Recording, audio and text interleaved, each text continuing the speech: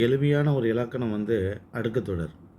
அடுக்குத்தொடர் அப்படின்னா, ஒரே சொல் அடுக்கி வர்றது தான் அடுக்குத்தொடர்ன்னு சொல்றோம். ஆனா, அது அசைநிலை, பொருள்நிலை, இசைநிலை என்ற அந்த 3னுடைய அடிப்படையில வரும் அப்படிங்கிறத நீங்க தெரிஞ்சுக்கணும்.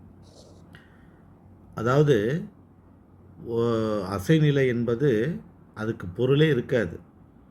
அதுதான் அசைநிலை. அந்த பாடலுக்கு ஒரு அசைக்காக சொற்களை அடுக்கி சொல்வது தான் அசைநிலைன்னு பேரு.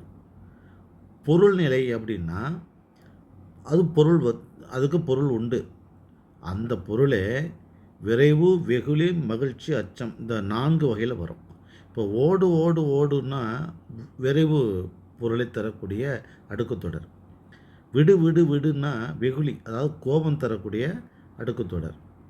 வாழ்க, வாழ்க அப்படின்னா மகிழ்ச்சி பொருள் தரக்கூடிய அடுக்குத்தொடர்.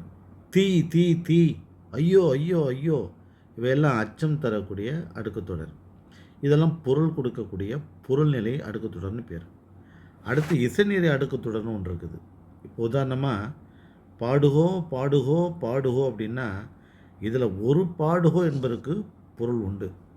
ஆனால் அசைநிலையில் அன்றே அன்றேன்னா 2க்குமே பொருள் கிடையாது. ஆனால் செய்யுளுக்கு அசை கொடுப்பதற்காக 2 சொற்களை அடுக்கி வச்சுருப்பாங்க.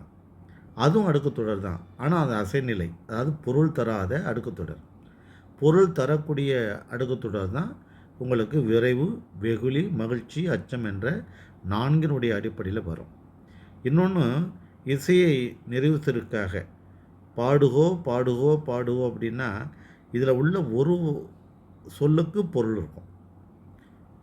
அதனால தான் அடுக்குத்தொடர் அப்படிங்கிறது ரொம்ப எளிமையாக நம்ம பார்த்த உடனே தெரிஞ்சு கொண்டாலும் கூட இவ்வளோ விஷயங்கள் இருக்குது அப்படிங்கிறது தெரிஞ்சுக்கிட்டு இதிலிருந்து வினாக்கள் கேட்கிற போது நீங்கள் தெளிவாக விடையை கொடுக்க முடியும். நன்றி, வணக்கம். இந்த சேனலை சப்ஸ்கிரைப் பண்ணி பாருங்கள். டெட் எக்ஸாமுக்கு நிறைய நான் சொல்லிக்கிட்டே வர்றேன். ஏன்னா நிறைய இப்போ சேனல்ஸ் இப்போ புதுசாக அந்த எக்ஸாமினேஷனுக்காக வந்திருப்பாங்க.